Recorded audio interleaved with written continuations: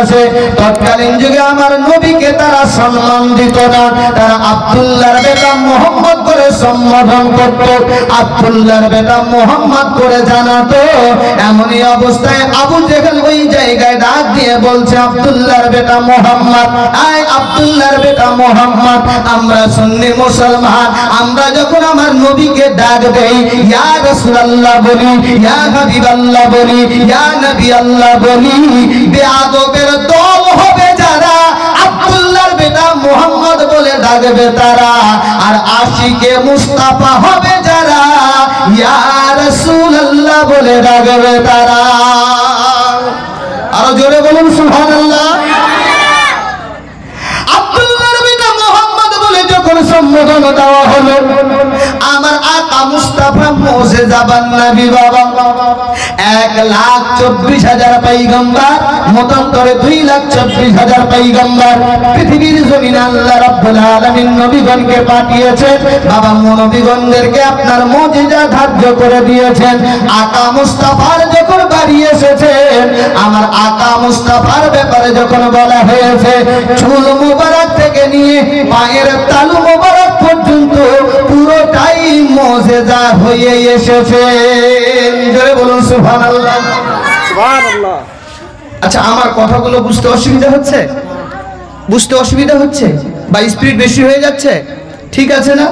যদি বুঝতে অসুবিধা হয়, কারণ আমরা তো জীবনী বক্তাই 5 মিনিটের ওয়াজ 10-15 মিনিট চলে যাবে টান দিয়ে, বুঝতে পারছেন?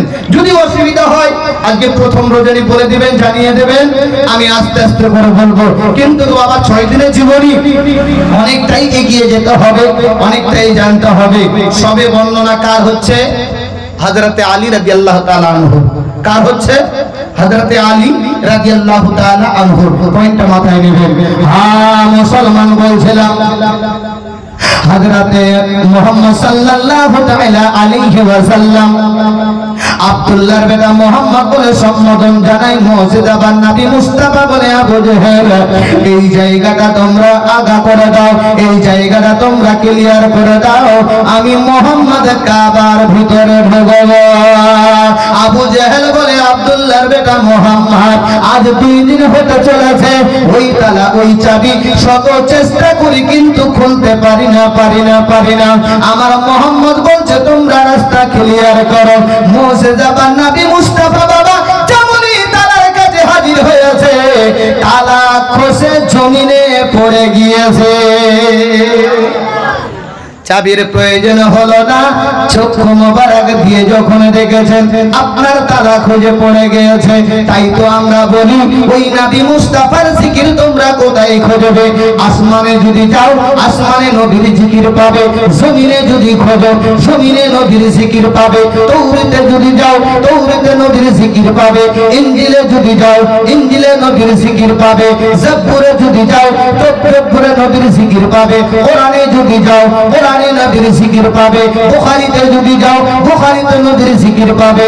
তোমরা যদি আবু দাউদে যাও, আবু দাউদে নবীর জিকির পাবে। তোমরা যদি তিরমিজিতে যাও, সেখানেও তোমরা নবীর জিকির পাবে। তোমরা যদি সিদরাতুল মুনতাহায় যাও, সেখানেও তোমরা নবীর জিকির পাবে। কোথায় তোমরা নবীকে খুঁজবে? মুজিজাবান নবী দাঁড়িয়েছে বাবা, আমার নবী মুস্তাফার নজরে তালা খুলে জমিনে পড়ে গিয়েছে।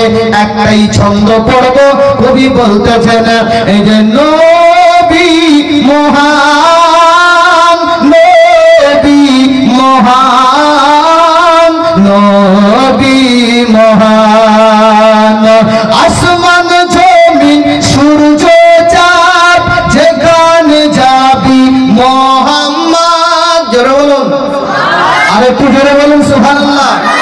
আসমান জমিন সূর্য চাঁদ যেখানে যাবে মোহাম্মদ, পরে সবাই সুবহ শাম আমার নবীর নাম। নবী মহান, নবী মহান, নবী মহান, মিজান দেখি নবীর নাম, কলেমায় পড়ি নবীর নাম, কলেমায় পড়ি নবীর নাম, আজান শুনি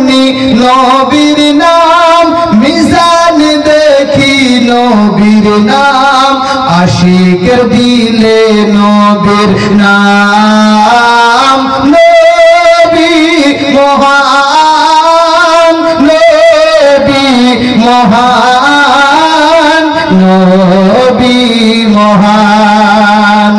হ্যাঁ বাবা আমার আপনার মুস্তাফা মুর্শিদাবাদ নবী মুস্তাফা যেমনই নজর করেছে বাবা তালা খুলে জমিনে পড়ে গিয়েছে।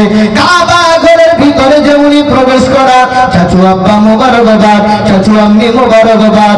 আবু তালেব বলতেছে ভাতিজা মুহাম্মদ আজ 3 দিন হতে চললো বাপু তুমি মোবারকবাদ দিচ্ছ, আমার ছেলে চোখ দিয়েও দেখে না, আমার ছেলে মুখ দিয়েও কিছু বলে না। আমার নবী বলতেছেন চাচা আমার ভাই কাবা ঘরে জন্মগ্রহণ করবে, সে আবার চোখ দিয়ে দেখবে না, সে আবার মুখ দিয়ে বলবে না, এটা কেমন কথা হয়? বেরেলির সরদার আলা হযরত ইশক ও মোহাব্বত ইমামি আহমদ রাজা খাঁ ফাজলে বেরেলভি আলাইহি রহমত তিনি কলম লিখে উঠিয়েছেন বাবা। তিনি বলতেছেন তেরে নসলে পাক মে হ্যায় বাচ্চা বাচ্চা নূর কা, জোরে বলো তেরে নসলে পাক মে হ্যায় বাচ্চা বাচ্চা নূর কা तू है आईने नूर तेरा सब घराना नूर का। আমার আকা মুস্তাফা বলে চাচু আম্মি ওই ভাইকে আমাকে একটু খুলে দাও মা। যেমনই বাবা করে দিয়েছেন যেমনই করে দেওয়া আকা মুস্তাফা লাভে দেহানে যেমনই লাগিয়েছেন সঙ্গে সঙ্গে হযরতে আলী চোখ খুলে মুস্কি মেরে হেসেছে। আর জোরে বলুন সুবহানাল্লাহ। পয়দা হলো কোন মাসে? বলে রজব মাসের 13 তারিখে। এবার চোখ কখন খুলছে? লাভে দেহান যখন নবী মুস্তাফা লাগিয়েছেন তখন বাবা চোখ খুলেছেন। আমার আকা মুস্তাফা বলে ওগো চাচু আমি এই ভাইটার নাম রাখলাম আমি আলী। কি নাম রাখলেন? আলী নাম রাখলেন। কে নাম রাখলেন? বলে আমার নবী মুস্তাফা নাম রাখলেন। এবার কাবা ঘরের ভিতরে আলোচনা করে আমার নবী তো বাবা ডাক্তারের ডাক্তার, আমার নবী তো বাবা মাস্টারের মাস্টার, আমার নবী তো বাবা প্রফেসরের প্রফেসর। আমার নবী বলতেছেন চাচু আপনি একটু উষ্ণ গরম পানি করো। কি করবে ভাতিজা মুহাম্মদ? বলে চাচু আপনি আজকে আমার ভাইকে গোসল দেব, কিন্তু আমি যখন ইন্তেকাল করব এ আলী ভাই আমাকে গোসল দেবে। এই শোনো এখানে একটা পয়েন্ট, যারা বলে নবী অদৃশ্য সংবাদদাতার মালিক নয়, যারা বলে নবী ইলমে গায়েব জানে না, তাদের উদ্দেশ্যে বলি আলীর ঘটনাটা খুলে দেখো। কাবা ঘরের ভিতরে পানি গরম করতে বললেন আমার নবী। এখনকার ডাক্তাররা বাবা বলে দেয় 7 দিন তেল কাজল পানি লাগা চলবে না, তেল কাজল 7 দিন পানি কোনো ব্যবহার হবে না। কিন্তু আমার নবী তো বাবা ডাক্তারের ডাক্তার, প্রফেসরের প্রফেসর, মাস্টারের মাস্টার। আমার নবী নিজেই বলতেছেন আমি একটু ভাইকে গোসল দেব। জানো মা আজকে আমি আমার ভাইকে গোসল দেব, আমার শেষ গোসলটা এ ভাই আলী আমার দিয়ে দেবে। এই মুসলমান ভিতরে কথা বলে বাইরে বাবা আবু জেহেলেরা বাবা সাপের মতো ফোলাফুলি করে। কারণ কেন ফোলাফুলি করে? তৎকালীন যুগে কাবা ঘর তাদের তত্ত্বাবধানে ছিল, তারা দেখভাল করছিল। তারা বলতে চাই মোহাম্মদ বাচ্চাটাকে একটু বাইরে নিয়ে আসো, ওই বাচ্চাটাকে আমরা একটু পরীক্ষা করব। কি পরীক্ষা করবে? কি দিয়ে পরীক্ষা করবে? তৎকালীন যুগে বাবা তো কোনো মেশিন ছিল না, এখন তো বাবা মেশিন এমন তৈরি হয়ে গিয়েছে, কম্পিউটার এমনটাই এসেছে, বাচ্চা পেটে কি অবস্থায় আছে সব দেখা দিয়ে দেবে। কোনো মহিলা কোনো মেয়ে যদি হারাম কাজে যুক্ত হয়ে যায় মেশিনে বাবা পরীক্ষা করলে ধরা পড়ে যাবে। তৎকালীন যুগে আবু জেহেল পরীক্ষা করবে বাচ্চাটা হালালি না হারামি, তবে কি দিয়ে পরীক্ষা করবে? ফাতেমা বিনতে বিনতে আসাদ বলতেছে শোনো, বাচ্চা সবে আমার বলতে শিখিনি, দেখতে শিখেছে, বাচ্চা সবে আমার সুস্থ হয়েছে, এই বাচ্চাটার তুমি কি পরীক্ষা করবে বলো? বলে বাচ্চাটার আমি পরীক্ষা করব বাচ্চাটা হালালি না হারামি। বলে কি দিয়ে পরীক্ষা করবে? বলে একটা সাপ ছিল বাবা, যেই সাপটার নাম বলা হয়েছে মাইয়ারুল আর্দ, এই মাইয়ারুল আর্দ নামক সাপটা দিয়ে পরীক্ষা করা হবে। এই সাপের একটা বৈশিষ্ট্য ছিল, বাচ্চা যদি হারামি হতো, সাপ দর্শন করত, বাচ্চাটা মারা যেত। আর বাচ্চা যদি হালালি হতো, সাপ আপনার সঙ্গে বাবা ফোনা আপনার নিচে নামিয়ে চলে যেত। মা কখনো সাপের মুখে বাচ্চাকে দেওয়ার জন্য রাজি হবে না, বাবা কখনো রাজি হবে না। আবু জেহেল বলছে মোহাম্মদ ভিতরে কোনো আলোচনা হবে না, বাইরে নিয়ে আসো, তাকে তুমি চাতালে শুইয়ে দাও, বাইরে কাবা ঘরের চাতালে হযরতে আলীকে আমার নবী মুস্তাফা শুইয়ে দেবেন বাবা। এবার সাপ নেমে আসবে। এবার একটা এই জায়গায় কথা বলে দিই, যদি সাপ এমন একটা জিনিস বাবা, আমি মাওলানা নজরুল এই জায়গায় জলসা করতেছি, সাপ যদি একটা ফানা তোলে জলসা করব না প্যান্ডেল ফাড়ব? কি করব? প্যান্ডেল ফেড়ে চলে যাবে নাকি বলেন? কারণ জীবনটা তো বাঁচাতে হবে। এই শ্রীরামপুরে যত বড় হিরো থাক, আপনার বোম চালানেওয়ালা, পিস্তল চালানেওয়ালা, তার পায়ের সামনে যদি সাপ এইভাবে ফোনা তোলে, ও গুলি বের করে আপনার চালার মতন সুযোগ পাবে? বোম বের করে ফাটার মতন সুযোগ পাবে? পাবে না। তাই বলা হয়েছে যত বড়ই হিরো হোক না কেন, সাপের কাছে সব হয়ে যাবে জিরো। ফাতেমা বিনতে আসাদ বলছে না বাবা, আমি আমার ছেলেকে সাপের মুখে এইভাবে দিতে চাই না। আমার নবী বলতেছেন চাচু আম্মা টেনশন চিন্তা করো না। বলে কেন বাপু কেন? বলে আলামে আরওয়াতে চারটে নূর আমি দেখেছি মা। আমি ওই জায়গায় ওসমানকে দেখেছি, আবু বকরকে দেখেছি, ওমরকে দেখেছি, আলীকে দেখেছি। মা তুমি টেনশন চিন্তা করো না। তবুও তো বাবা মা বাবার মন এমন একটা মনের মন, কখনো বেটাকে বেটিকে বিপদের মুখে ঠেলে দিতে চাইবে না। মা বলছে মুহাম্মদ না জানি কি হয়, না আমার বড্ড বড় ভয় হয়। আমার নবী বলছেন চাচু আম্মা টেনশন চিন্তা করো না।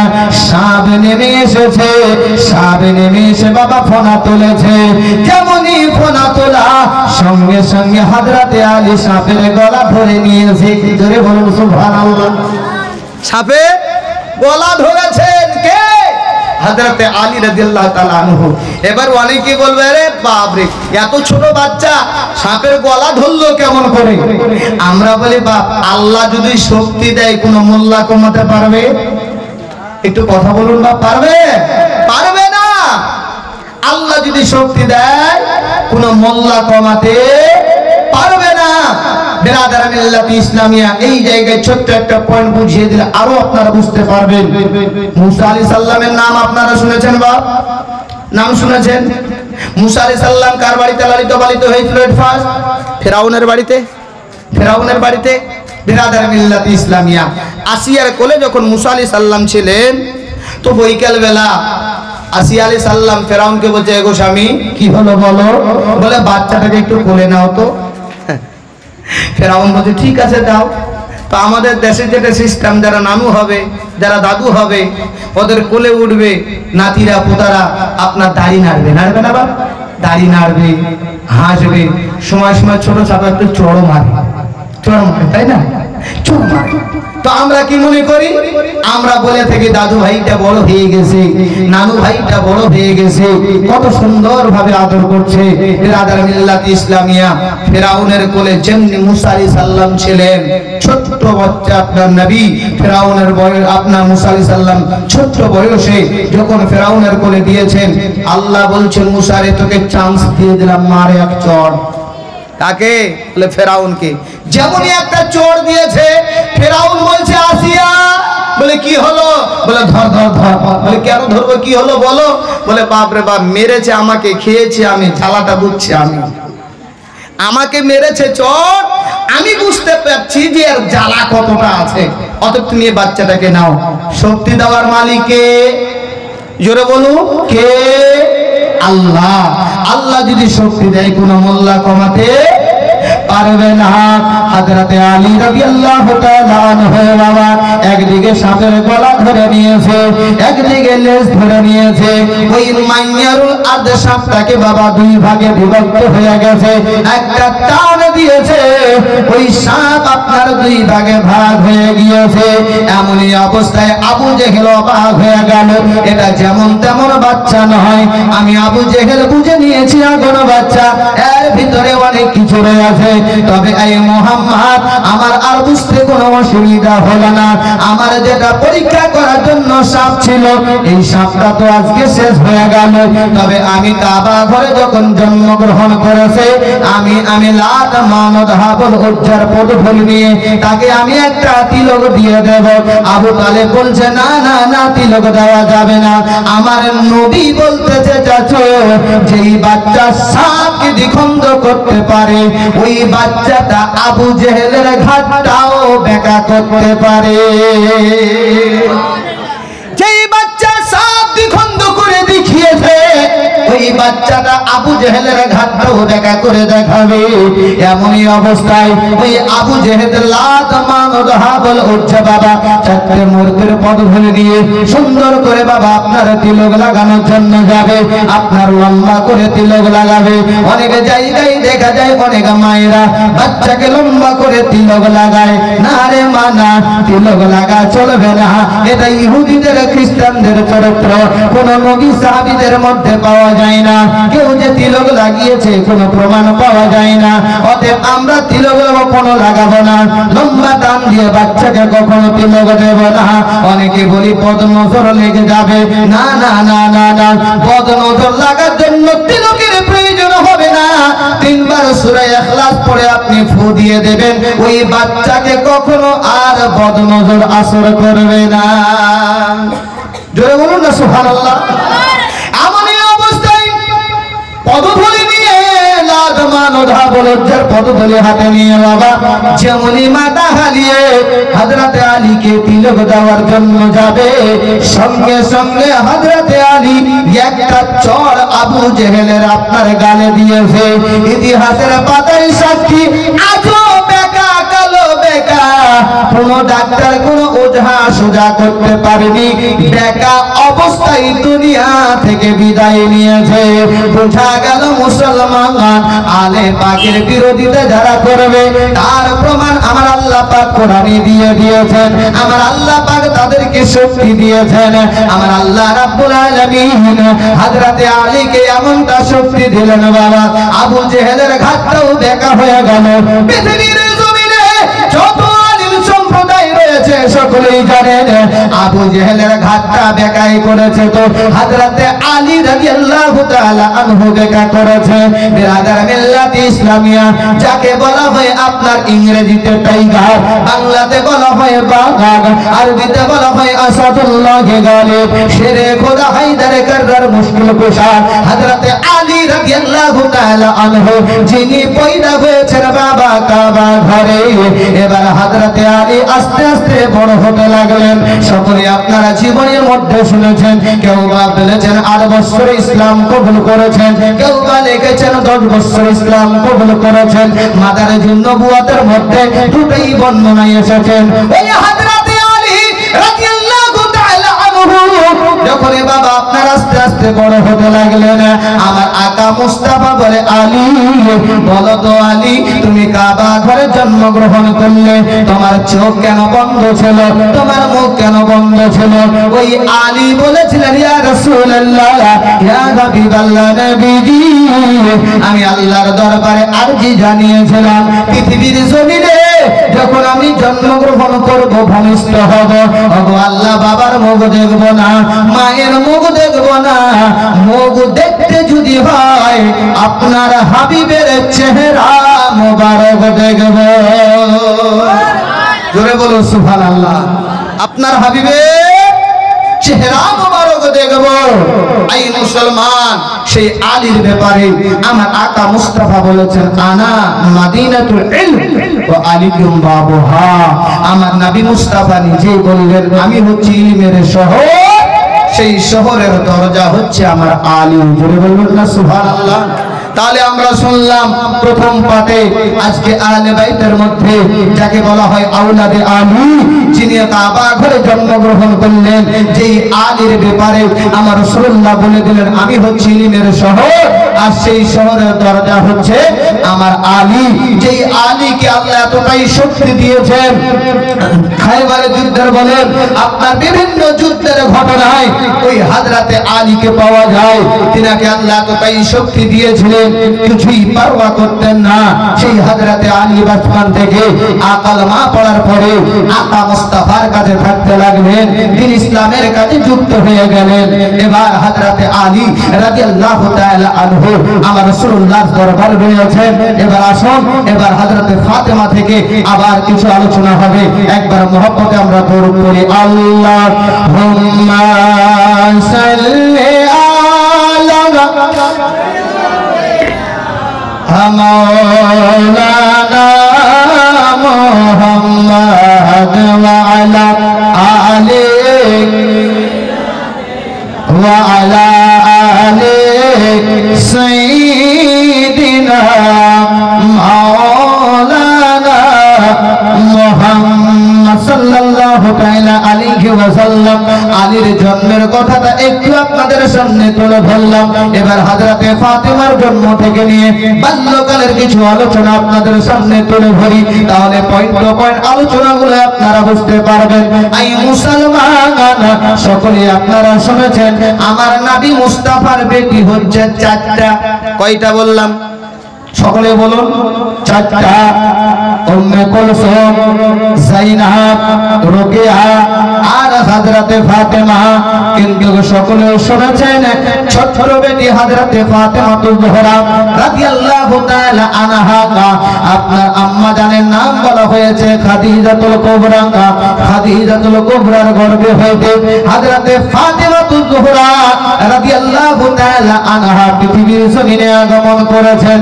এই মুসলমান আব্বাজি আমার আকা মুস্তাফার যদিও ছোট বেটি হয়, মর্যাদায় তিনাকে অনেক বড় করা হয়েছে, অনেক বড় মর্যাদা তিনার রয়েছে। তবে হযরতে ফাতেমার জীবনী তো আপনারা শুনেছেন বাবা। আমার মা বোনদের জন্য বাল্যকালের একটা ঘটনা আমি তুলে ধরব। হযরতে ফাতেমার ঘটনা বলার পরে ইনশাআল্লাহ বিবাহ পর্যন্ত আজকে নিয়ে যাব, কারণ 6 দিনের জীবনী আমাদেরকে পাঠ টু পাঠ শুনতে হবে। আর শুনলেই তো হবে না, আমলের নিয়ত আমাদেরকে রাখতে হবে। জীবনী অনেক জায়গা থেকে আপনারা শুনেছেন, 6 দিন 7 দিন 10 দিন পর্যন্ত শুনেছেন। প্রতিটা লোকের কম বেশি মুখস্থ রয়েছে। তবে আমি মূল কয়েকটি কথা আলোচনা করব, আমার আপনার জন্য কল্যাণ, পরিবারের জন্য কল্যাণ। হযরতে ফাতেমাতুল জোহরা রাদিয়াল্লাহু তাআলা আনহা যদিও বাবা আপনার বয়স ছোট হয়, কিন্তু বাবা মর্যাদায় অনেক বেশি বড়, অনেক বড়। কতটা বড় বলে বলা হয়েছে জান্নাতের সমস্ত নারীদের সরদারিনী, যার নাম বলা হয়েছে হযরতে ফাতেমা। জোরে বলুন সুবহানাল্লাহ। তবে মা রে, ও মা খালারা, শুনে যাও রাতের বেলা গো মা, আজকে একটা মর্মান্তিক ঘটনা হযরতে ফাতেমার বলবো, বাল্যকালের ঘটনা হযরতে ফাতেমার বলবো। তবে বোন রে, একটু নিয়ত করে নে যে ফাতেমা তো হতে পারবো না। যদি ফাতেমার কেউ কানিজ হয়ে যেতে পারে, তবে ফাতেমার সঙ্গে জান্নাতে চলে যাবে। বর্তমানে যেটা দেখা যায়, আমার ঘরের বেটিরা, আমার ঘরের মা বোনেরা যেভাবে চলাফেরা করতেছে, জান্নাতের সুগন্ধ পর্যন্ত পাবে না। বলে কেমন করে পাবে না? বলে জীবনের পর্ব শুনলে বুঝতে পারবে যে ফাতেমাতুল জোহরা রাদিয়াল্লাহু তাআলা আনহা আপনার আমার আকা মুস্তাফা, আপনার প্রথম স্ত্রী, যার নাম বলা হয়েছে খাদিজাতুল কুবরা। যেই মহিলাটা বাবা ইসলামের প্রথম কলেমা পাঠ করেছেন, যিনি হযরতে খাদিজাতুল কুবরা রাদিয়াল্লাহু তাআলা আনহা 7.5 বছরে হযরতে আম্মা জানা খাদিজাকে হারিয়ে ফেলেছেন। সেই ফাতেমা মায়ের ব্যথায় ব্যথিত হয়ে হযরতে মুহাম্মদ সাল্লাল্লাহু তাআলা আলাইহি ওয়াসাল্লামের কাছে লালিত পালিত হয়। ওই ফাতেমাতুল জোহরা রাদিয়াল্লাহু তাআলা তাআলা আনহা বাল্যকালের একটা ঘটনা আপনাদের কাছে শুনি, তারপরে বাবা সোজা বিবাহের দিকে চলে যাব। কারণ জীবনের পর্বের মধ্যে যদি একটা পয়েন্ট নিয়ে আলোচনা করা যায়, এই জায়গাটায় আপনার সমস্ত সময় লেগে যায়। তবে আমার উদ্দেশ্য হলো মূল কয়েকটি কথা আপনাদেরকে একটু জানিয়ে দিই, আজকে একটু ভূমিকাটা আপনাদের সুন্দর করে বুঝিয়ে দেই, তাহলে আপনারা ঠিকভাবে বুঝে নেবেন যে হ্যাঁ এই হযরতে আলী এবং ফাতেমার কথা শোনার পরে ইনশাআল্লাহুল আজিজ একের পর এক পাঠ্যপাঠ আলোচনা বিরাদার মিল্লাত ইসলামিয়া আমি নিয়ত করে এসেছি। আজকে আমি যেই ঘটনাটি বলবো, একটা বোন যদি কাল থেকে আমল করতে যায়, স্টেজের উপরে আমি চ্যালেঞ্জ করে বলতে পারি কাল কিয়ামতের ময়দানে ওই ফাতেমার সাথে ওই বোনটা জান্নাতে যাবে। জোরে বলো সুবহানাল্লাহ। কিন্তু বাপ বড় আফসোসের বিষয়, বড় বড় প্যান্ডেল করি, মাইক করি, কিন্তু আমরা জীবনী জলসা শুনে বটে আমলের উদ্দেশ্য রাখি না। অনেকে দেখবেন না বাপ টেহারা মানুষ হয়ে থাকে। টেহারা কেমন টেহারা? আপনাদের দিকে কি বলে জানি না, আমাদের দিকে বলে কেল্লা পোকা। লম্বা হয়ে চলে শর্ট করে কেল্লা পোকা চলে। আপনাদের কি বলে হুজুরত ভাষা? কেল্লা পোকাই বলে। হ্যাঁ, কেল্লা পোকা দেখেছেন, একটু ঠোকা মারলে গোল হয়ে যায়। মিশালটা বুঝবেন, একটু ঠোকা মারলে গোল হয়ে যায়। সোজা হয় কখন? ওর নিজ ইচ্ছে। আপনি যতই চেষ্টা করেন খোঁচা দিয়ে সোজা করতে পারবে না। অনুরূপ ভাবে মায়েরা হচ্ছে বেকা হাত দিয়ে তৈরি, এদেরকে যতই মারপিট করেন সোজা করতে পারবেন না। এদেরকে যদি সোজা করতে হয় তো মহব্বতি ভালোবেসে তবেই সোজা করতে পারবেন, নচেত সোজা করতে পারবেন না। আর বলার উদ্দেশ্য হলো এটাই, এরা বেকা তো বেকার দিকেই বেশিরভাগ চলে। তবে হযরতে ফাতেমা জোহরা রাদিয়াল্লাহু তাআলা আনহা বাচপন জামানায় একটা বান্ধবী ছিল। অনেক বোনেরও বান্ধবী থাকে, হযরতে ফাতেমারও বান্ধবী আছে। বিরাদার মিল্লাত ইসলামিয়া মুসলিম যেমন বান্ধবী আছে, আপনার গায়ের মুশরিক বান্ধবী রয়েছে। সেই বান্ধবী থেকে একটা ঘটনা যদি আমি বলি, একটা মা বোন যদি ভালো হয়ে যায় আমি নিজেকে ধন্য মনে করব। জীবনীর মধ্যে আজকের পর্বটাতে একজন ব্যক্তি যদি আমল করে নেয়, কোন অভিভাবক যদি বেটিকে এইভাবে সাজিয়ে দেয়, অবশ্যই অবশ্যই ইনশাআল্লাহুল আজিজ ফাতেমার সাথে জান্নাতে যাবে। বাচপানের ঘটনার দিকে আর গেলাম না। আকা মুস্তাফা সাল্লাল্লাহু তাআলা আলাইহি ওয়াসাল্লামের কাছে হযরতে ফাতেমা জোহরা রাদিয়াল্লাহু তাআলা আনহা বাবা থাকতে লাগলেন। মায়ের ব্যথায় ব্যথিত হয়ে এই হযরতে ফাতেমা কান্না করেন। কিন্তু বাবা হঠাৎ করে তিনার একটা বান্ধবী হয়েছে, যেই বান্ধবীটা বাবা ইসলাম কবুল করে নাই, যেই বান্ধবীটা বাবা কলেমা পড়ে নাই, ওই হযরতে ফাতেমা জোহরা রাদিয়াল্লাহু তাআলা আনহার কাছে সর্বদাই থাকতো, সর্বদাই চলাফেরা করতো। যা কিছু অসুবিধা হতো তার মাঝে শেয়ার করতো। এ মা খালারা শুনে যাও, রাতের বেলা গোবর তুমি কলেজে পড়ো, তুমি ভার্সিটিতে পড়ো, তুমি টিউশন পড়তে যাও, তুমি হাই স্কুলে পড়তে যাও, কোনো আলিম তোমাকে বাধা দেবে না। তবে হযরতে ফাতেমার মতো যদি একটু তুমি হিসাবটা করে নিতে পারতে, তাহলে তোমার জীবনটা বড় ধন্য হতো রে বহনা। ওই ইহুদি মেয়েটা হযরতে ফাতেমার কাছে বাবা সমস্ত কথা খুলে বলতেন। বাবা মক্কার জমিনে আপনার বড় লোকের বেটি, আপনার ওই জায়গাতে বলা হয়েছে, ও ফাতেমা আমি একটা কথা বলতে চাই। কি কথা বলবে? বলো বলো বলো বলো। বলে বাবা একটা ঘর নিয়ে এসেছে, আমাকে বিবাহের কথা বলতেছে, আমার তো বিয়ে করার ইচ্ছা হয় না। হযরতে ফাতেমা বলছে, বোন রে তোমাকে তো বিবাহ করতে হবে, এই বিবাহ তোমার বাবা মা দিয়েছে, এই বিবাহ তোমার বাবা মার কথা অনুমতি দিয়ে চলতে হবে, কখনো বাবা মার অবাধ্য হওয়া যাবে না। বোন তুমি বিবাহে রাজি হয়ে যাও। ওই মহিলাটা, ওই বান্ধবীটা, ওই আপনার গায়ের মুশরিক মহিলাটা বলতেছে, বোন ফাতেমা অবশ্যই আমি বিবাহ করব, তবে শর্ত হলো ওই বিবাহেতে তোমাকে উপস্থিত থাকতে হবে। মুসলিমের হযরতে ফাতেমা বলছেন, ঠিক আছে বোন অসুবিধা নাই, আমি হাজির হব। বাবার কাছে গিয়ে বলতেছে, গো বাবা আমি রাজি হয়ে গেলাম, আপনার পছন্দের ছেলেকে আমি বিবাহ করে দিচ্ছি, আপনি রেডি হয়ে যান। আমি বিবাহ করব, তবে আমার শর্ত হলো একটা। বলে কি শর্ত বেটি? বল বল বল। বলে তুমি তো জানো মুহাম্মাদের একটা বেটি রয়েছে যার নাম হলো ফাতেমা, আর ওই ফাতেমার সাথে আমি চলাফেরা করি। ওই ফাতেমা বান্ধবীটা আমার বাড়িতে আসবে। ওই কাফের মুশরিক বেঈমান বলতেছে বেটি রে তারা তো হলো গরিব, তাদেরকে এনে কি বিবাহটাকে আমরা নষ্ট করব, তাদেরকে এনে কি বিবাহের মঞ্চটাকে নষ্ট করব। তার বান্ধবী বলতেছে বাবা যদি ফাতেমা আমার বিবাহেতে না আসে আমি এই বিবাহ কখনোই করব না, আমি এই বিবাহেতে রাজি হব না। আমি তুলে ধরলাম দিনের খাতিরে তুমি মুসলমানের ঘরের মেয়ে, তোমার দ্বারাও ইসলাম প্রচার হবে, তোমার কথাতে ইসলাম প্রচার হবে, তোমার পোশাকে ইসলাম প্রচার হবে, যেমনটা প্রচার করেছেন হযরতে ফাতেমাতুল জোহরা রাদিয়াল্লাহু তাআলা আনহা। এইদিকে বাবা বলতেছে গো বেটি তাদের তো পুরনো পোশাক, এরা কেমন করে আসবে, কেমন করে কি করবে, তবে তুমি বলে দিও যেন আমার এই জায়গায় যখন আসবে যেন নতুন পোশাকটা পরে আসে, এইভাবে ভিখারি অবস্থায় না আসে, নাহলে কিন্তু আমি অ্যাকসেপ্ট করব না। সঙ্গে সঙ্গে বেটি বলতেছে বাবা আমার বিবাহে আমার বান্ধবী আসবে, ইচ্ছা মতো ড্রেস পরে আসবে, কোনো অসুবিধা নাই, তবে আমার বান্ধবীকে আমি অবশ্যই দাওয়াত করব। ও মুসলমান আকা মুস্তাফা সাল্লাল্লাহু তাআলা আলাইহি ওয়াসাল্লাম আপনার বাইরে বসা, ভিতরে হযরতে ফাতেমাতুল জোহরা রাদিয়াল্লাহু তাআলা আনহা কোরআন তেলাওয়াত করেন, আপনার কোরআন শরীফ পাঠ করে এমনই অবস্থায় চিঠি নিয়ে বাবা হাজির হয়ে গিয়েছে।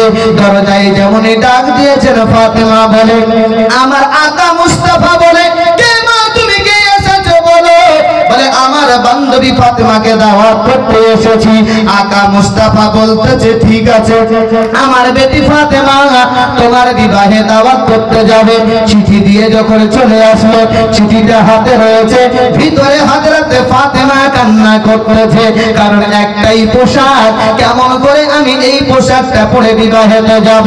এই শ্রীরামপুরের বোনেরা শুনে যাও রাতের বেলা গো, আজকে তোমরা জলসা শুনতে এসেছো, মাথায় সুন্দর করে কাপড়টা লাগিয়েছো, দেখতে বড্ড ভালো লাগছে, জান্নাতি রমণী মেয়ে মনে হচ্ছে, কিন্তু আজকে যদি বিবাহ আপনার অনুষ্ঠান হতো, এই জায়গায় যদি কোনো গান বাজনার অনুষ্ঠান হতো, বলুন তো বাপ 99% মহিলার মাথায় কাপড় থাকতো না। কথা ঠিক না ঠিক? থাকতো বাপ থাকতো। যদি কোনো একটা অনুষ্ঠান হতো, বিয়ে বাড়ি হতো, কোনো ভোজ বাড়ি হতো, কোনো মার্কেটিং বাজার হতো, তাহলে 100-র মধ্যে 99% মহিলার মাথায় কাপড় থাকতো না। আজকে জলসা আছে বলে ঢাকা দিয়েছে, মাথায় কাপড় দিয়েছে। আমার বলার উদ্দেশ্যটা একটু শুনবেন, একটু বুঝবেন, তাহলে আমি বুঝবো যে আজকে জীবনের সর্বপ্রথম ফার্স্ট আহলে বাইত এবং হযরত ফাতেমার কিছু কথা যদি একটা কথা আমল করেন। আমি বলছি বাপ আমি তো জীবনী করি, জীবনীতে আপনারা শুনেছেন, ইউটিউবেও শুনেছেন, আপনাদের এখানেও করব। তবে আজকে মায়েদেরকে বলবো মা আজকে গভীর রজনীতে একটা কথা নিয়ে যাবে, শত কথা হবে, একটা কথা নিয়ে যাবে মা, দেখবে তোমার জীবনটা কেমন ধন্য হচ্ছে। চলুন হযরতে ফাতেমার দিকে। হযরতে ফাতেমাতুল জোহরা রাদিয়াল্লাহু তাআলা আনহা কান্না করতেছেন বাড়িতে। একটা পোশাক কিনতে আপনার নিয়ে কেমন করে যাব। আমার আকা মুস্তাফা বেটি ফাতেমা বলে ডাক দিয়েছে, বেটি ফাতেমা লাব্বাইক ইয়া রাসূলুল্লাহ। ও বেটি ফাতেমা আপনি একটু এগিয়ে, তুমি একটু এগিয়ে আসো বেটি, তোমার বিবাহের কার্ড এসেছে, তোমাকে দাওয়াত দিয়েছে। হযরতে ফাতেমার চোখে পানি। আমার আকা মুস্তাফা বলছে বেটি কান্না করো না, তুমি যেটা ধারণা করছো আমার আল্লাহ ব্যবস্থা করে দেবে। আমার আল্লাহ রাব্বুল আলামিন জিবরাইলকে ডাক দিয়ে বলে জিবরাইল আর দেরি নয়, দেরি নয়, দেরি নয়, খুব তাড়াতাড়ি করে চলে যাও, আর এই জান্নাতি পোশাক নিয়ে গিয়ে তুমি আমার সাথীদেরকে দিয়ে দাও, কারণ আমি সব সহ্য করব, আমি ফাতেমার চোখের পানি আল্লাহ সহ্য করব না। কোন ফাতেমা? যেই ফাতেমার পোশাক বাবা জান্নাতি থেকে আমার আল্লাহ পাক ফেরেশতা দিয়ে পাঠিয়ে দিলেন। আকা মুস্তাফার হাতে যেমনই দেওয়া হলো, সঙ্গে সঙ্গে আকা মুস্তাফা পাওয়ার পরে বেটি ফাতেমাকে ডাক দিয়ে বলছে, বেটি ফাতেমা ঠিক আছে বেটির ভিতরে। সঙ্গে সঙ্গে বেরিয়ে আসলো, ব্যাগটা হাতে দিয়ে বলছে, বেটি এই ব্যাগটা তুমি রেখে দাও। সঙ্গে সঙ্গে ব্যাগটা নিয়ে গিয়ে জানালায় রেখে দিলেন। আমাদের ঘরের বেটিদের একটা অভ্যাস রয়েছে বাবা, বাবা যদি আপনার বাইরে বাজার করে ব্যাগের মধ্যে থেকে কিছু নিয়ে আসে, বেটিদের হাতে